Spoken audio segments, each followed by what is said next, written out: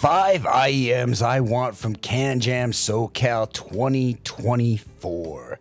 Let's get into it.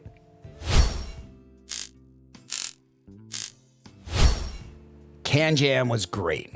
I had a lot of fun. Let's start talking about the first IEM on our order. We're talking about the Dunu Kima 2. There's going to be a limited run of some green IEMs, and they look and feel fantastic. Dunu has some nice cables on them, and I really enjoyed my time listening to the Dunu Kima. I had to go by the booth 3 times before I could finally listen to it. It was just really solid. Nice detail. It sounded really good, and it was fun and easy to fit in my ear. I was pretty impressed with it, and we got to listen to a lot of IEMs that day, and I thought the Dunu Kima represented a great value, and it was a lot of fun in that budget space.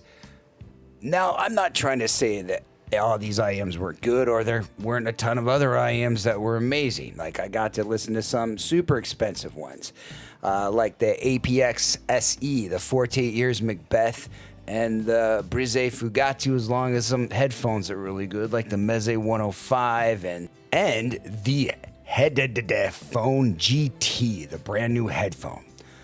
They were all excellent, but I digress. Back to the Dunu Kima 2. The imaging and soundstage on this IEM was wide, and it felt like almost like a better Falcon. Like, it just sounded really good, and I was just really impressed with this IEM and thought it is extremely promising. Again, this isn't a full review, just to say that I like the Dunu Kima. I was really impressed with it.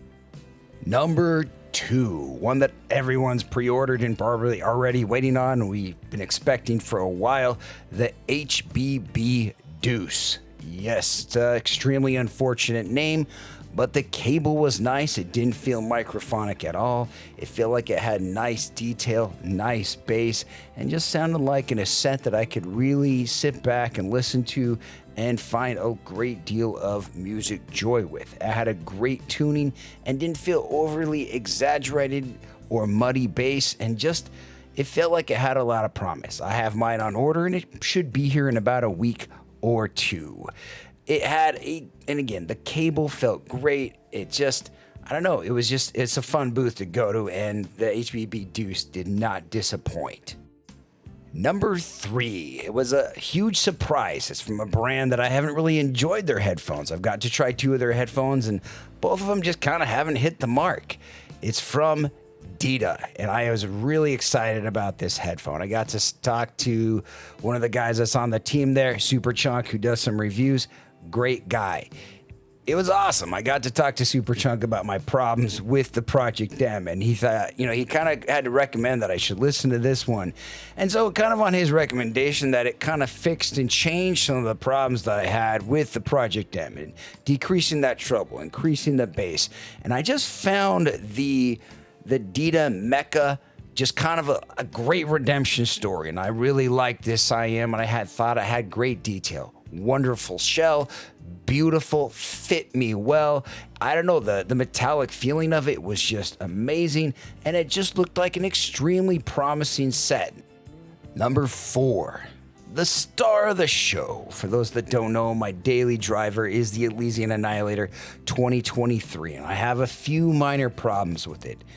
But this IEM, I think, fixed a lot of those problems. This is the Elysian Apostle. And the great thing about the Apostle is that I feel like it had better sub bass, a little bit less mid bass from what the Annihilator has. Same level of detail and air, but it also had this majestic vocals that I just really loved. I think this is a fantastic set and something to look forward to, and it'll be releasing in a few months. This thing was probably the star of the show for many things. And what's interesting is that it's going to take the place of the Diva, and the Diva is going to be discontinued, so it's probably going to be right around the price of the Elysian 2023 Diva, which is an exciting thing, as I think it's actually a mini Annie, and I'm super hyped. Number 5, this is one I'm definitely getting on channel. A friend of mine is pre-ordered it so I can review it, and this is the AME Mousa. Again, big shell, very thick, very golden, extremely gorgeous, premium feeling, fantastic looking, and a boomy, clear bass. Now, this is an extremely expensive IEM, but I think it was one of those IEMs that was special, unique, and had just an amazing, fantastic sound that did something unique. Like, if you just look at it, it just has this shell that kind of like has this Mousa style to it. And it could be like a lot of people really like this, and I just really thought it was super awesome and had a great bass with a bone conductor in it. And I just thought it was a really promising IEM, and I'm excited to review this one on channel here in a few weeks. And I mean, I got to listen to a lot of IEMs. I thought a lot of them were really promising, and it was kind of fun to be able to just kind of blind walk in and test out some IEMs. I had tons of DAP problems, but I got to be social, meet some people, meet some of you guys, and it was super awesome to like have people like, hey, you're Jaytis, and it's, you know, it's kind of funny as a faceless reviewer, but it was, needless to say, it was really fun.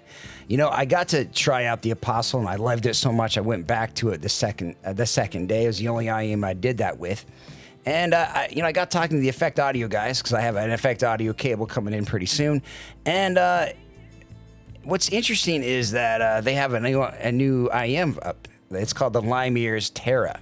It's a prototype. It's going to be expensive, but I got to hear it, and it was absolutely fantastic. There's a lot of great things at the show. I had a lot of fun. I just kind of wanted to share some of my brief impressions with you guys. Thanks for listening, and I hope you guys have a great day. You're still here. It's over. Go home. Go watch another IEM video. It's done. That's the entire video. What more do you want?